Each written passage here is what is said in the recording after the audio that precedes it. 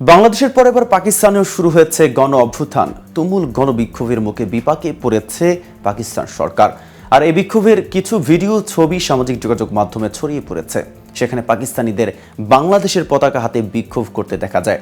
কোথাও কোথাও আনন্দ মিছিল, এমনকি বাংলা গান গাইতে শোনা গেছে। কিন্তু কেন বাংলাদেশের পতাকা বহন করছেন আন্দোলনকারীরা? পাকিস্তানের বিক্ষোভের সাথে বাংলাদেশের কি সম্পর্ক?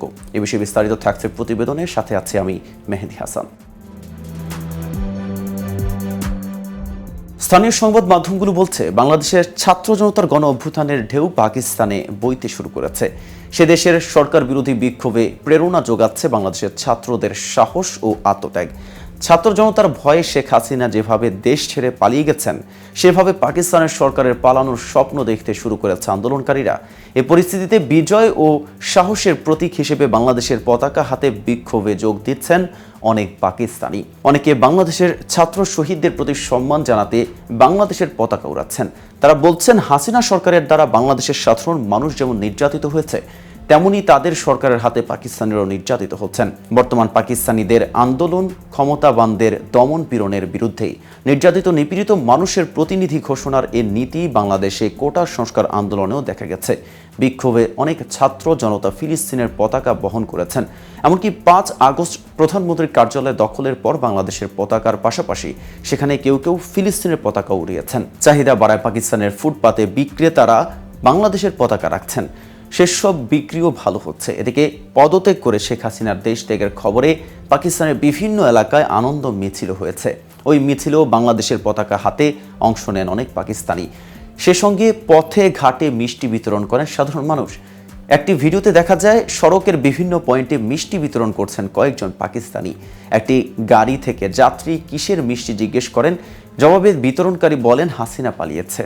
এতে উভয়ে উচ্ছ্বাস প্রকাশ করেন এবং যাত্রী প্যাকেট থেকে মিষ্টি তুলে নেন। অপর এক ভিডিওতে বাংলা গান গেয়ে বিক্ষোভকারীদের উজ্জীবিত করতে দেখা গেছে। ওই বিক্ষোভেও বাংলাদেশের পতাকা প্রদর্শন করা হচ্ছিল। এছাড়া তুমি কে আমি কে বাংলাদেশ বাংলাদেশ স্লোগানও শোনা গেছে। বাংলাদেশে শেখ হাসিনার জুলুম নির্যাতনের বিরুদ্ধে ছাত্রদের বিজয়ের প্রতিক্রিয়ায় গত সপ্তাহে মূলত বেলুচিস্তানে বড় ধরনের সরকার বিরোধী বিক্ষোভ হয়।